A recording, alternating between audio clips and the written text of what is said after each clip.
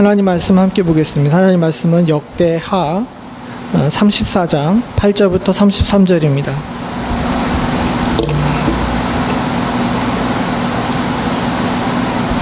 (8절부터) 33절 좀 길긴 하지만 우리가 한번 쭉 읽어보도록 하겠습니다. 제가 먼저 8절 봅니다. 요시아가 왕이 있은 지 18째 해에 그 땅과 성전을 정결하게 하기를 마치고 그의 하나님 여호와의 전을 수리하려 하여 아살랴의 아들 사반과 시장 마아세야와 서기관 요아하스의 아들 요아를 보낸지라.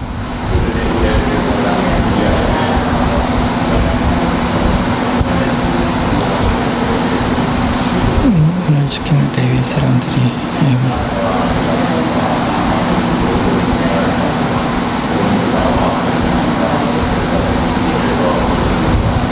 그 돈을 여호와의 전 공사를 감독하는 자의 손에 넘기니 그들이 여호와의 전에 있는 일꾼들에게 주어 그 전을 수리하게 하되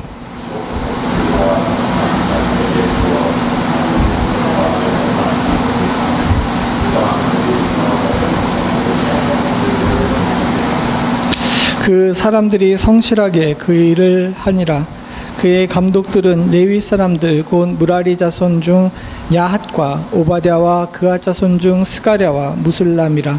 다 그 일을 감독하고 또 악기에 익숙한 레위 사람들이 함께 하였으며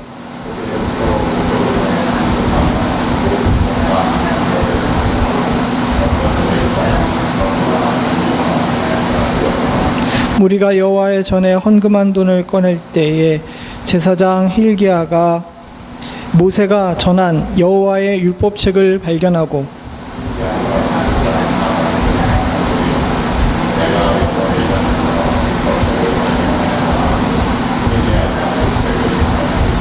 사반이 책을 가지고 왕에게 나아가서 복명하여 이르되 왕께서 종들에게 명령하신 것을 종들이 다 준행하였나이다.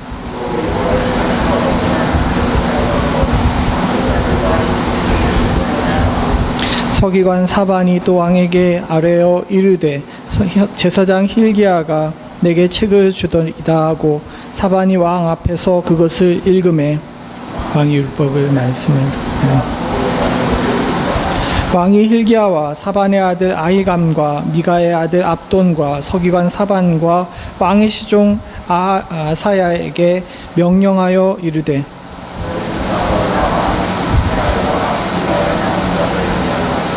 밝혀놓은 책의 말씀에 대하여 여호와 결국을 우리 조상들이 여호와의 말씀을 지키지 아니하냐. 이 책에 기록된 모든 것을 준행하지 아니하여 여호와께서 우리에게 쏟으신 진노가 크다.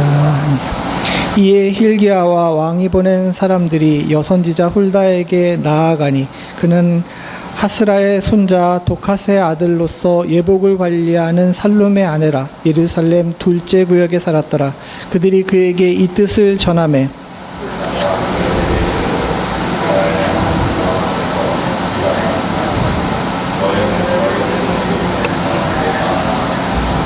여호와께서 이같이 말씀하시기를 내가 이곳과 그 주민에게 재앙을 내리되 곧 유다 왕 앞에서 읽은 책에 기록된 모든 저주대로 하리니 나를 버리고 다른 신들에게 분양하니 그의 손의 모든 행위로 나의 노여움을 샀으니 그러므로 나의 노임이 이곳에 쏟아지매 꺼지지 아니하리라 하셨느니라. 너희를 보내어 여호와께 묻게 한 유다 왕에게 너희가 이렇게 전하라. 이스라엘의 하나님 여호와께서 이같이 말씀하시기를 내가 들은 말을 의논하건대 그 주민을 가리켜 말한 것을 내가 듣고 마음이 연약하여 하나님 앞 곧 너희 앞에서 겸손하여 옷을 찢고 통곡하였으므로 나도 내 말을 들었노라. 여호와가 말하였느니라. 그러므로 내가 네게 너의 조상들에게 돌아가서 평안히 묘실로 들어가게 하리니 내가 이곳과 그 주민에게 내리는 모든 재앙을 내 눈으로 보지 못하리라 하셨느니라. 이에 사신들이 왕에게 복명하니라.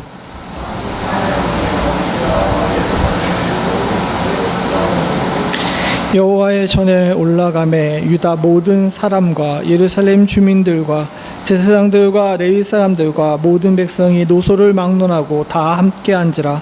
왕이 여호와의 전 안에서 발견한 언약책의 모든 말씀을 읽어 무리의 귀에 들려주고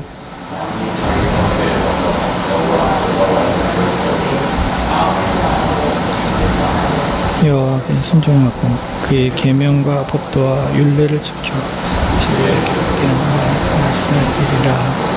예루살렘과 베냐민에 있는 자들이 다 여기에 참여하게 하매 예루살렘 주민이 하나님 곧 그의 조상들의 하나님의 언약을 따르니라.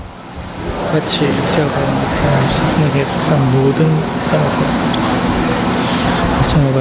그리고 이스라엘 모든 사람으로 그들의 하나님 여호와를 섬기게 하였으므로 요시아가 사는 날에 백성이 그들의 조상 하나님 여호와께 복종하고 떠나지 아니하였더라. 아멘. 우리가 지난주에 함께 살펴봤듯이 요시아는 8살에 왕이 오르게 됩니다. 1절에 보게 되면 요시아가 8살에 왕이 오르죠. 8살은 지난주에도 말씀드렸듯이 뭘 제대로 분간할 수 있는 그런 상황이 아니었습니다.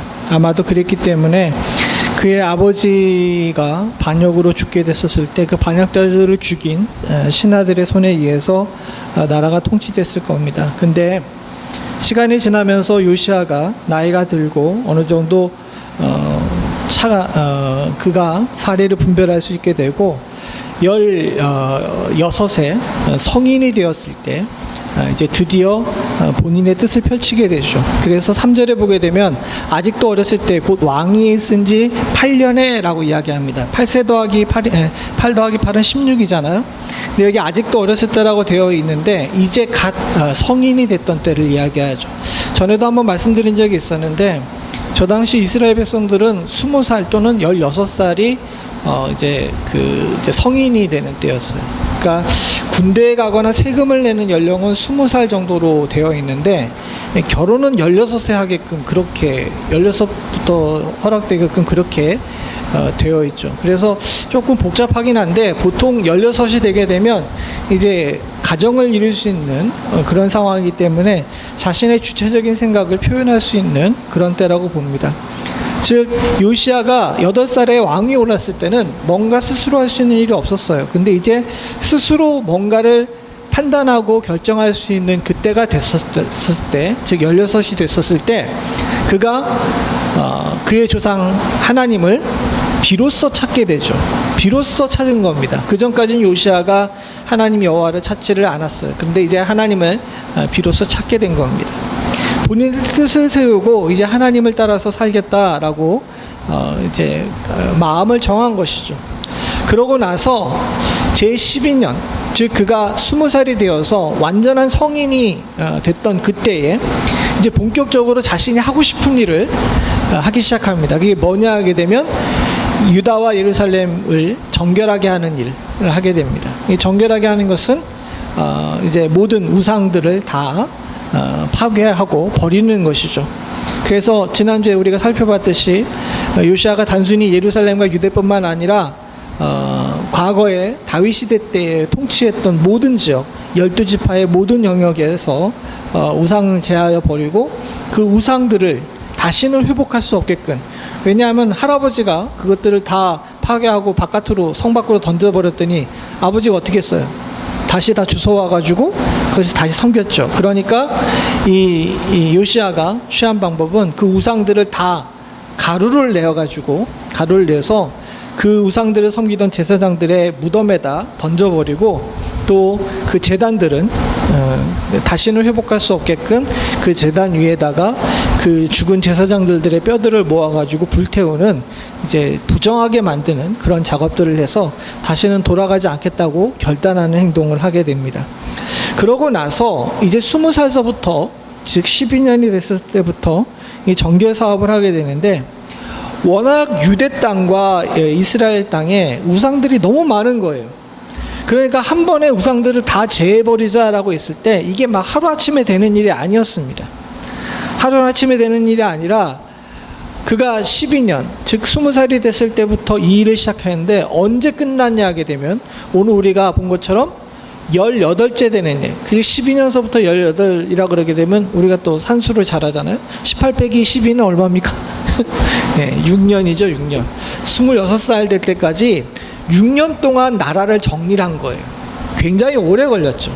그만큼 유다와 이스라엘 곳곳에, 예루살렘 곳곳에 이제 부정하고 더러운 일들이 너무 많았던 겁니다. 일이 찾아가지고 다 부수고 또 그것들을 다 태워버리고 이런 일인데 6해 동안이 걸린 거죠. 그걸 다 하고 나서 오늘 8절에 우리가 본 것처럼 땅과 성전을 정결하게 하는 일을 다 마쳤어요.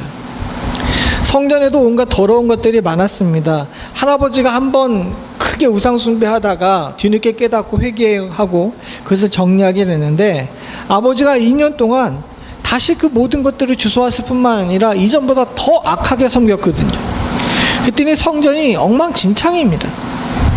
오랫동안 하나님의 전에서 예배드리지 않아가지고 성전은 다 무너져가고 있고 또 그곳에 일월 성신과 바알과 아세라와 같은 것들의 온갖 잡신들을 섬겼던 자국들이 많이 있어요.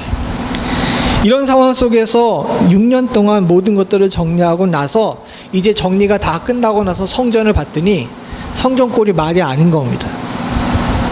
성전꼴이 말이 아닌 게 관리를 거의 60년 동안 안 했거든요. 60년 동안 안 한 것뿐만 아니라 도리어 파괴하고 그 뒤에 나오지만은 아버지가 이 성전을 갖다가 많이 또 헐었어요. 그 아버지가 많이 성전을 헐어가지고 이 성전에 부족하고 망가질 부분들이 너무 많았기 때문에 이것들을 수리하게끔 그렇게 명령을 내립니다. 근데 수리하라고 이야기는 했는데 우리 한 가지 기억해야 될 것이 여기서 돈을 거둔 내용이 나오잖아요. 헌금한 내용이 나옵니다. 근데 이것도 우리가 좀 생각해 봐야 될 일이 있는 게 원래 이스라엘 백성은 1년에 얼마씩 성전세를 내게 되어 있습니다. 한 세겔인데 제가 여기서 이게 얼마라고 이제 딱 정확하게 얘기를 못하는 이유가 뭐냐면 이 세겔의 단위가 시간에 따라서 막 변해요. 그러니까 어떤 때는 막 은 한 세겔이 하게 되면 뭐 30g이었다, 뭐 적을 때는 뭐 6g이었다, 뭐 이런 식으로 왔다 갔다 하는데 이게 조금 뭐라고 얘기할 수 없습니다. 어쨌든 세를 내 가지고 성전을 관리하게끔 그렇게 되어 있습니다. 그리고 그것을 통하여서 제사장들과 레위인들에게 이제 봉급도 먹고 살게끔 그렇게 하는 것이죠. 즉 11조와 성전세를 통하여서 이 하나님의 성전과 사역자들이 먹고 살았는데 생각을 해보십시오. 60년 동안 이걸 했어요, 안 했어요? 안 한 거죠. 요시아가 돈이 없어가지고 스스로 성전을 갖다가 회복시킨 것이 아니라 저기 세를 걷어가지고 수리하기 위해서 물질을 걷었다는 이야기는 이건 단순히 성전이라는 건물을 세우는 문제가 아니라 백성들의 신앙생활을 다시 회복시키는 문제였던 겁니다. 백성들이 하나님이 계시고 또 하나님을 섬기는 일에 있어가지고 성전세와 11조를 통하여서 내가 온전한 하나님께 대한 헌신의 생활을 하는 것들을 갖다 연습시키기 위해서 이와 같은 일을 한 거예요. 여기에 대해서 뭐 신학적으로 논문을 쓰신 분들이 많이 있는데 처음에는 뭐 이런 부분에 대해서 얘기가 많습니다. 그런데 요시아만 그런 것이 아니라 전에 있던 히스기야나 그 전에 있던 아사나 우시야 같은 경우도 보게 되면 여기 세를 다시 걷었다는 이야기가 반복돼서 나오고 뒤에 말라기 같은 곳에서 이 부분에 대해서 이야기를 하는 걸 보게 되면 사실 옛날 사람들도 헌금 내기가 너무 힘들었던 거예요. 옛날 사람들도 헌금을 잘 안 했습니다. 그러다 보니까 어떤 부작용이 생기냐 하게 되게 되면 말라기가 이것을 비판을 했는데 어떤 비판을 했어요? 목회자들을 위해 비판했어요. 말라기가 제사장들을 향해 비판했는데 뭐라고 비판했냐 하게 되면 헌금 많이 하는 사람들이 집에만 신방 간다고 야단을 친 겁니다. 오늘날로 번역을 하게 되게 되면 헌금을 많이 하는 자들에게 가서는 축복하고 그렇지 않은 자들에게 가서는 이제 본체만치 한다고 이 제사장들에게 대해서 야단을 쳤어요. 근데 그 반대로 말라기가 또 뭐라고 얘기하냐게 되면 이렇게 된 데에 대한 원인은 백성들이 제사장들을 향하여서 온전한 이 11조를 제대로 안 했기 때문이라고 이야기를 합니다. 즉 무슨 얘기냐 하게 되면 건물만 선다 그래가지고 하나님 신앙이 온전히 서는 것이 아니에요. 이스라엘 백성들이 그동안 했었던 개혁들이 실패하던 가장 큰 이유 중에 하나가 뭐냐 하게 되면 건물은 다시 정리를 해. 우상은 갖다 내다 버려요. 아까 전에 또 말씀드렸지만 요시아의 아버지 므낫세가 하나님 앞에 크게 범죄했다가 다시 돌아와가지고 성전 다시 만들었잖아요. 그런데도 불구하고 백성의 신앙이 회복이 되지 않는 것은 뭐 때문이냐면 교회는 건물이 중요한 것이 아니라 뭐가 중요한 겁니까? 그 안에 있는 성도가 중요한 거예요. 건물은 아무리 깨끗이 준비를 하고 아무리 다시 회복을 시킨다고 하더라도 그 안에 있는 성도들이 신앙생활을 제대로 안 하고 하나님을 제대로 바라보지 않는다 그러게 되게 되면 그것은 아무것도 아니라는 거죠. 여기에 있는 헌금은 단순히 제사장들에게 봉급을 주고 그들을 먹고 살기 위한 것이 아닙니다. 이들이 드리는 헌금과 성전세는 내가 하나님 백성에 대해 하나님 나라의 백성이라는 것에 대한 자기 증거이고 더 나아가서 하나님께서 나의 삶의 온전한 주관자 되신다는 온전한 헌신의 고백입니다.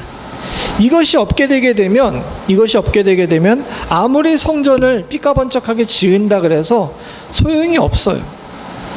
유럽에 가게 되게 되면 아주 보기 웅장한 그런 성전들이 많이 있습니다. 중세시대 때부터 시작해가지고 몇백 년씩 지은 아주 웅장한 성전들이 많이 있죠. 그런데 여러분, 지금 유럽의 많은 곳에서, 특별히 프랑스 같은 곳에서 믿음의 일들이 무너지게 되게 되니까 그 성전들이 다 비워졌어요. 그리고 그 성전들이 뭘로 쓰이는지 아십니까? 나이트클럽 같은 것으로 쓰여져요. 왜 그런 일이 벌어졌을까요? 건물이 중요한 것이 아니라 성도들이 하나님 신앙을 잃어버렸기 때문에 그와 같은 일이 벌어진 것이죠.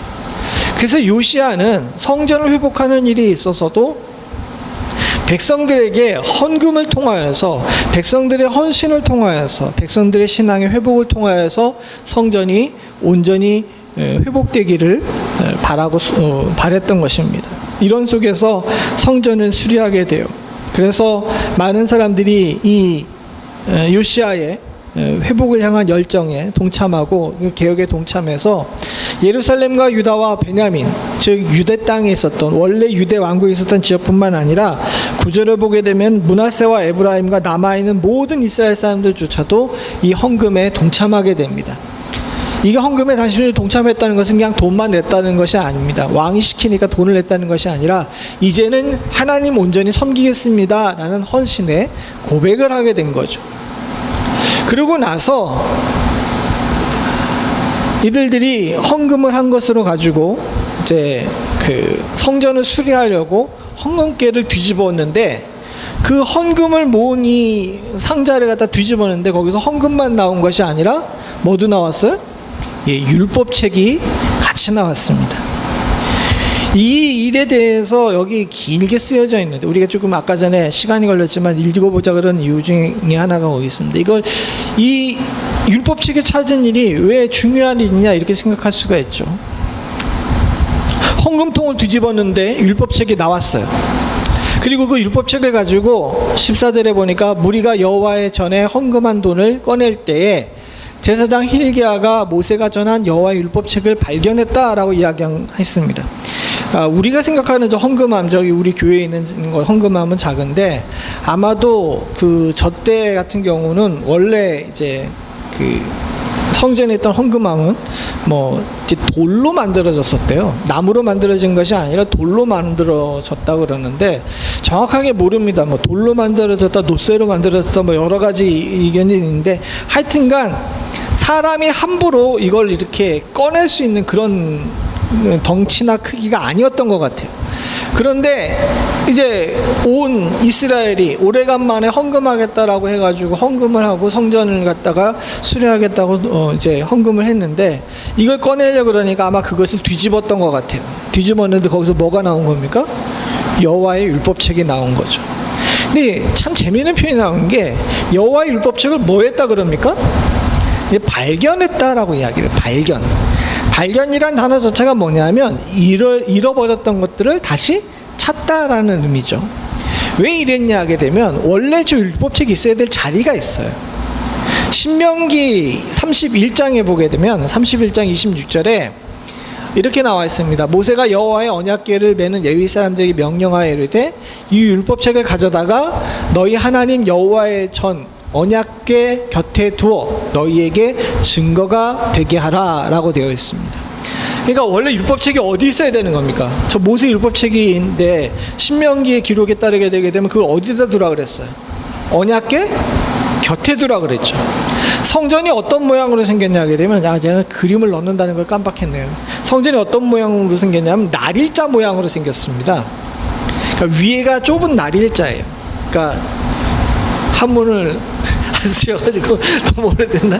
이렇게 해가지고 해가지고 되어 있는데 이 위쪽이 좀 좁아요. 이 좁은 이곳이 지성소입니다. 거기에 언약궤가 있게 됩니다. 그리고 아래쪽에는 성전 이제 본체가 되는데 사실 요 성전 밑에 부분은 제사장들만 들어갈 수 있었어요. 제사장들만. 그리고 위에 부분은 대제사장만 1년에 딱 한 번 들어갈 수 있습니다. 1년에 딱 한 번 들어갈 수 있고 둘 사이는 장막으로 가려져 있어요. 우리 교회는 아닌데 왜 옛날 교회들 보게 되면 융으로 돼 있어가지고 길게 돼 있잖아요.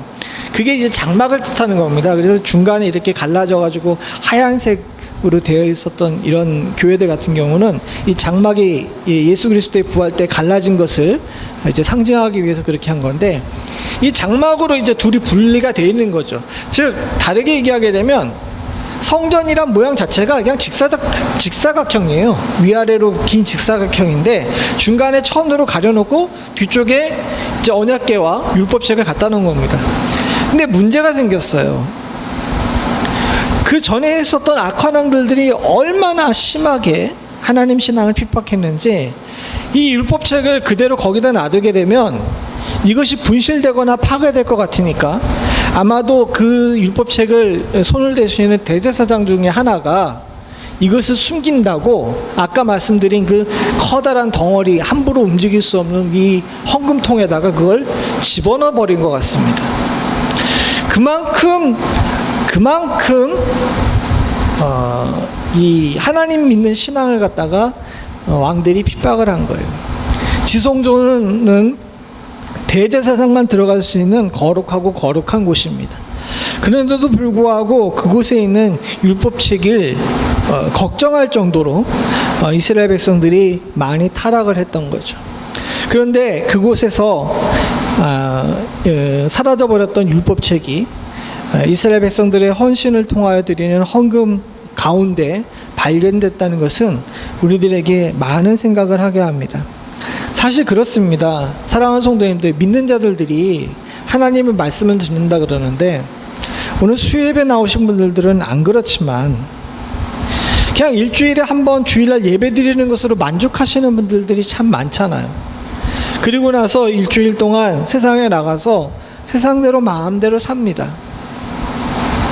그러다가 어느 순간인가 나의 마음속에 있는 하나님의 말씀이 있어야 될 자리를 잃어버리고 그 말씀들을 놓쳐버리는 경우가 많이 있습니다.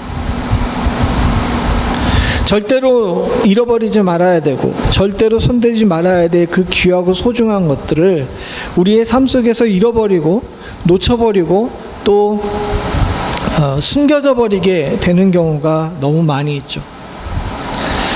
제일 먼저 회복이 되고 또 우리가 온전히 되려면 사랑하는 성도님들 두 가지를 해야 됩니다. 여기 나온 이스라엘 백성들처럼 온전한 헌신과 말씀으로 돌아가는 말씀을 회복하는 일입니다. 헌금과 율법책이 함께 이제 발견됐다는 것, 또 헌금이 드려지고 율법책이 그곳에서 발견됐다는 것은 우리들에게 많은 것들을 생각하게 돼요. 헌금이라고 해서 돈을 얘기하는 것이 아닙니다. 제가 조금 전에 말씀드린 것처럼 저기 저 헌금은 하나님께 대한 헌신이자 내가 하나님께 다시 돌아가겠다는 고백이에요. 우리가 진정으로 온전한 신앙과 부흥을 원한다면요, 사랑하는 성도님들, 우리에게 있어서 가장 필요한 두 가지는 하나님께 돌아가겠다는 결단과 말씀의 회복입니다. 이것이 있어야지만 교회가 부흥되고 우리의 가정이 부흥되고 우리의 삶이 부흥케 되는 여러분들, 우리 교회 가운데 하나님의 말씀이 회복될 수 있게 해달라고, 더 나아가서 사랑하는 성도들 가운데 하나님에 대한 헌신을 회복할 수 있는 그런 복된 결단이 있게 해달라고 기도해 주실 수 있기를 바랍니다. 제가 이것을 굉장히 강조하게 되면 뒤에 나오게 되게 되는 31절을 같이 한번 읽어보죠. 31절 여기 앞에 안 나올 테니까 성경책 같이 보시기 바랍니다. 31절 같이 봅니다. 시작. 왕이 자기 처소에 서서 여호와 앞에 언약을 세우되 마음을 다하고 목숨을 다하여 여호와를 순종하고 그 계명과 법도와 율례를 지켜 이 책에 기록된 언약의 말씀을 이루리라 하고, 제가 조금 전에 말씀드린 모든 것들이 다 여기에 나와 있잖아요. 이것이 오늘 율법책을 발견하고 하나님 앞에서 이 요시야와 모든 백성들이 다시 하고 싶어하는 말씀의 핵심입니다. 그리고 지금 우리가 해야 될 일이기도 하죠. 저와 여러분들이 주님의 부르심을 받아 먼저 기도하는 자, 또 어려운 시간에 주님 앞에 나와 헌신하는 복된 자로서 이것을 잃지 않을 수 있기를, 또 이것을 놓치지 않을 수 있기를 간절히 소원합니다. 사랑하는 성도님들, 헌신과 말씀의 회복이야말로 교회와 우리를 살릴 수 있는 유일한 방법임을 잊지 않기를 바랍니다. 그리고 이 율법책을 만나게 된 다음에 요시야가 한 행동이 있어요. 요시야가 어떻게 했냐면 자기 옷을 찢습니다. 여기 아주 중요한 내용이 나오는데, 말씀을 듣고 나서 19절에 보게 되게 되면 왕이 율법책의 말씀을 듣고 자기 옷을 찢었다라고 이야기 나옵니다. 그냥 옷을 찢었다라고도 다들 하는데 유독 여기에만 자기 옷을 찢다라는 표현이 나와요. 이게 뒤에 또 다른 부분에도 이게 나오는데, 여기에 이 자기라는 단어를 쓰게 된 이유가 있답니다. 이게 뭐냐 하면요, 사실 요시야는 하나님 앞에 선한 왕이잖아요. 이가 하나님 앞에 범죄한 적이 없잖아요. 그런데도 불구하고 율법책을 듣고 이 말씀을 들으니까 우리가 되게 잘못했다고 싶으니까 어떻게 합니까? 자기 옷을 찢는 거예요. 무슨 얘기냐 하게 되면 다른 사람 핑계를 대지 않았다는 겁니다. 누군가 나한테 너 잘못했어 라고 이야기하게 되면 우리는 대부분 다 어떻게 합니까? 자기 방어적인 이유에서 남 탓을 하게 되죠. 근데 요시야는요, 자기가 하나님 앞에서 한 번도 온전한 마음을 품지 않고 철이 들자마자 온전히 하나님을 부르고 하나님 앞에 성실했는데도 불구하고 오늘 본문에 쭉 보면 되지만 남 탓하지 않아요. 하나님의 앞에서 우리가 범죄했다라는 것을 기억하시고 우리에게 진노가 쏟아질 것이다 라고 이야기하며 우리라는 표현을 쓰면서 내 잘못을 이야기합니다. 그래서 누구 옷을 찢어요? 자기 옷을 찢습니다. 더 나아가서 본문의 내용을 쭉 보게 되게 되면 이 말씀을 듣자마자 자기 옷을 찢습니다. 이 말씀에 대한 해석을 뒤에 다른 사람들을 보내가지고 20절과 21절에 보게 되면 이름 어려운 사람도 쭉 나오면서 이 사람들을 갖다가 보내죠. 그래서 이 사람들이 후에 보게 되게 되면 22절에 누구를 찾아갑니까? 훌다라는 여선지자를 찾아가게 됩니다. 그리고 여선지자가 훌다가 23절부터 시작해가지고 28절까지 쭉 해석을 해줘요. 이 해석을 듣고 나서 요시야가 옷을 찢은 것이 아닙니다. 이 해석을 듣기 전에 요시야가 말씀을 듣자마자 먼저 어떻게 합니까? 자기 옷을 찢는 거예요. 내가 먼저 회복을 하는 거죠. 이 자세가 중요합니다. 사랑하는 성도님들, 부흥하는 교회, 부흥하는 가정의 가장 큰 특징이 뭔지 아십니까? 남 탓하지 않는 거예요. 다 내 잘못이고 내 탓이라는 사실에 대해 인정하고 먼저 엎드릴 줄 아는 겁니다. 내가 잘못하지 않아도. 조금 전에 말씀드렸듯이 요시야가 잘못한 것이 없어요. 요시야는 그가 철들자마자 하나님 앞에 온전히 살려고 노력하는 사람이었고 이것을 모든 백성들이 다 인정하는 사람이었습니다.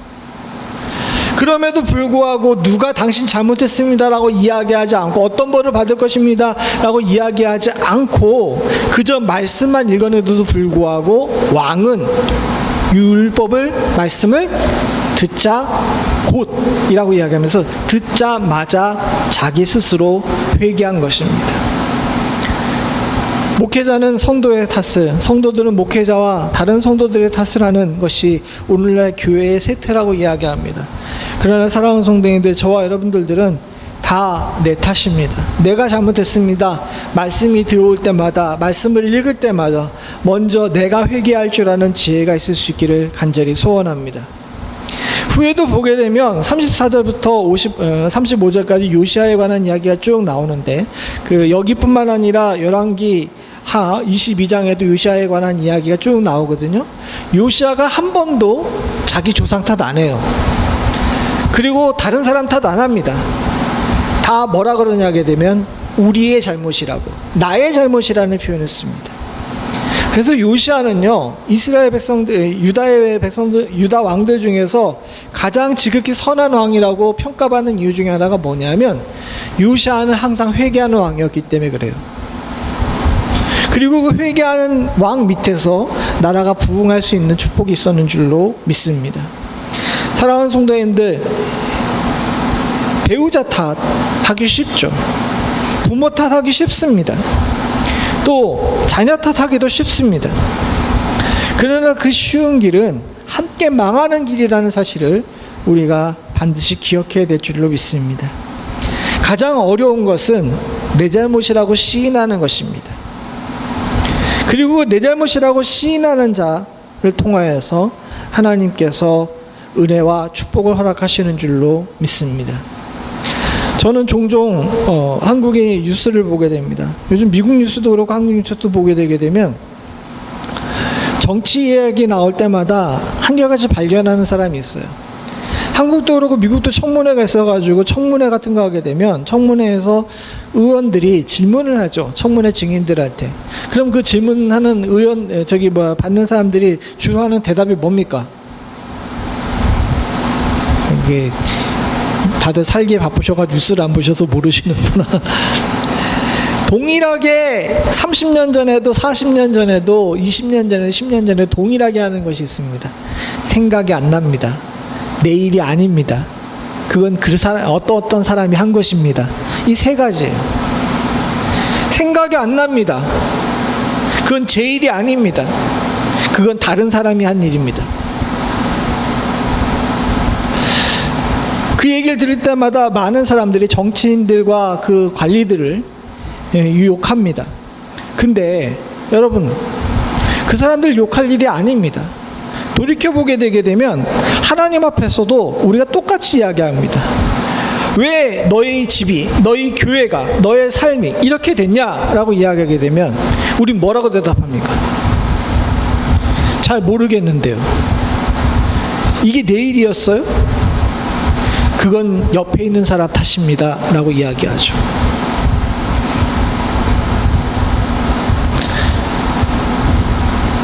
잘 모르겠습니다. 그게 내 일입니까? 그것은 누구누구의 탓입니다 라고 했던 가인이 하나님께 어떤 벌을 받았는지를 여러분들 기억하실 수 있기를 소원합니다. 우리 교회는 그렇게 되지 않기를 소원합니다. 자기 옷을 찢을 줄 아는 자만이 하나님께 쓰임받고 복받는 자인 줄로 믿습니다. 또 한 가지 중요한 표현이 나오는데요. 사랑하는 성도님들, 이 요시아는요, 자기 자리에 설 줄 아는 사람이었습니다. 이와 같은 훌다의 예언을 듣고 나가서 왕이 모든 사람들을 불러 모읍니다.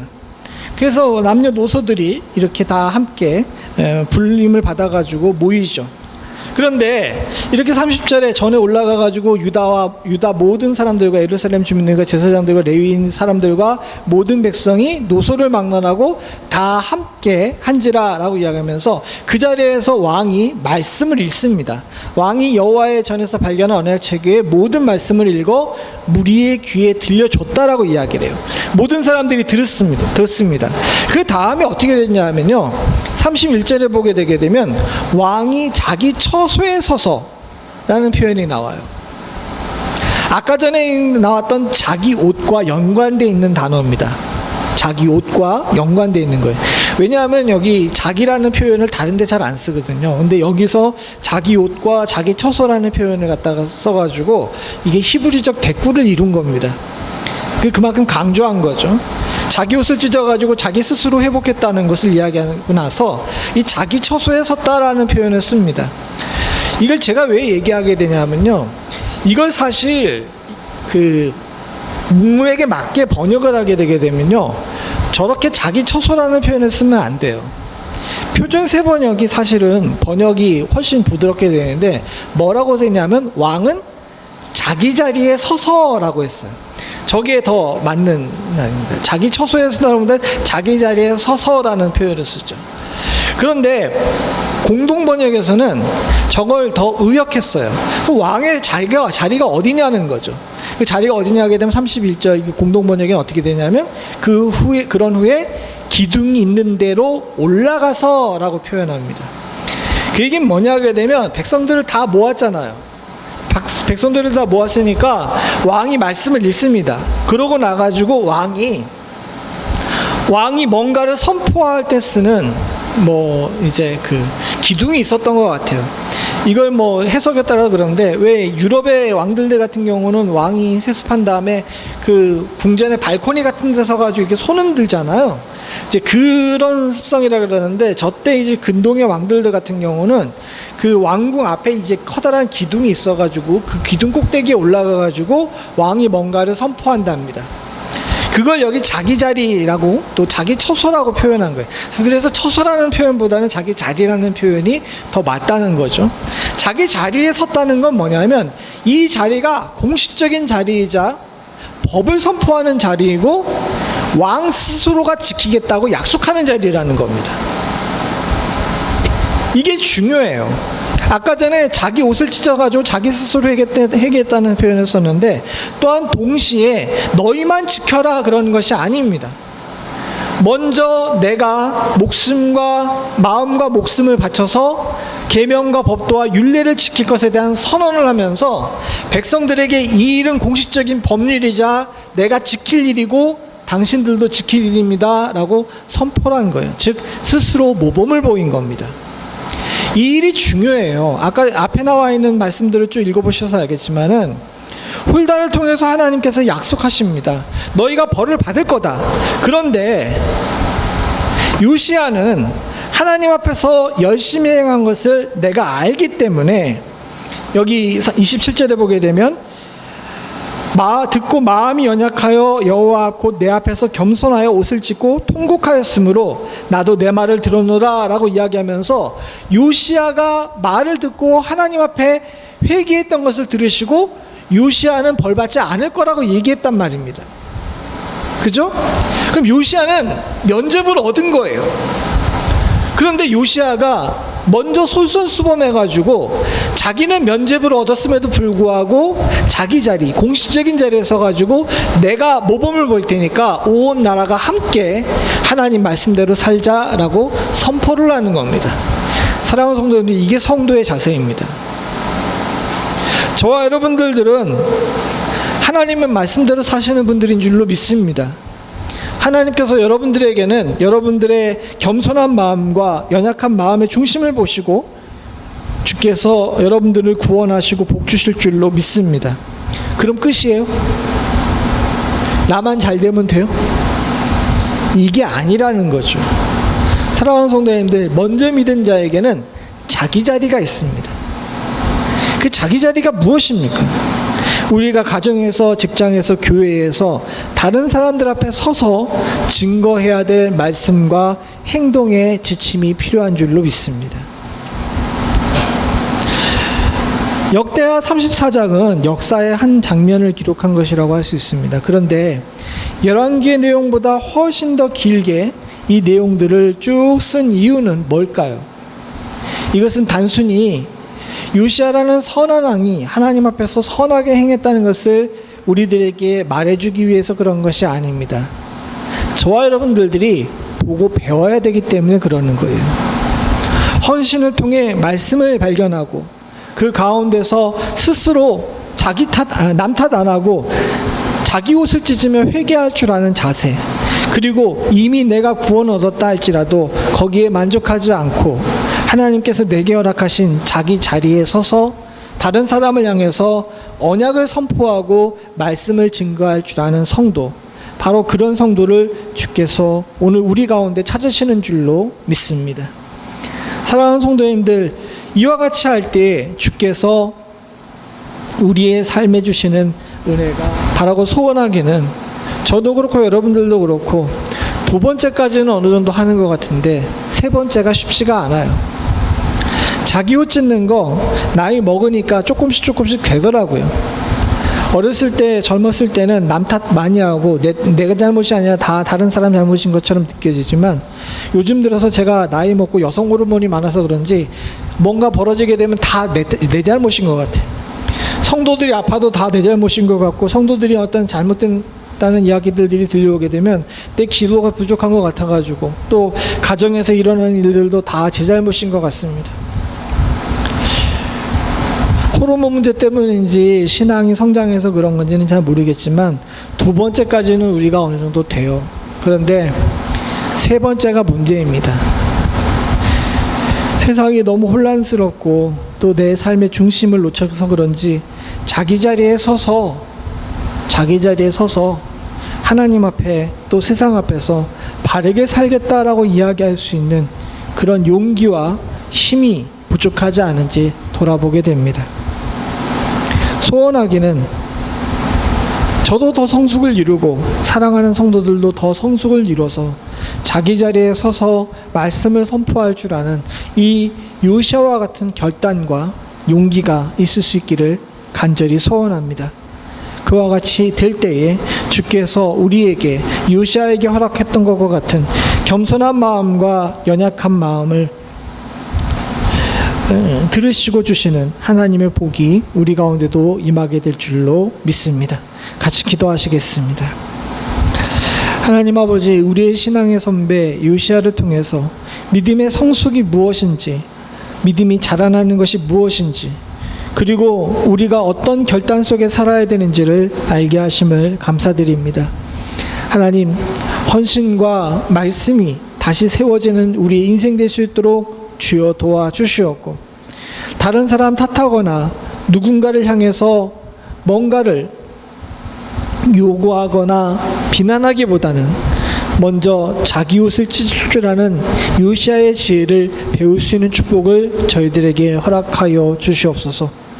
더 나아가 나는 이미 얻은 것이 있고 은혜가 충만하다 할지라도 온 인류와 교회와 또 가정을 위해서 자기 자리를 지킬 줄 아는, 그곳에 서서 말씀을 증거할 줄 아는 용기와 결단 또한도 저희들 가운데 있을 수 있기를 간절히 소원하오니, 사랑하는 주의 귀한 백성들 그리고 부족한 종이 하나님 아버지 자리를 놓쳐가지고 이리저리 헤매는 일 없도록 주여 우리를 붙잡아 주시옵소서. 요시아의 신앙을 담기를 간절히 소원하오며 모든 말씀 예수님의 이름으로 기도드리옵나이다.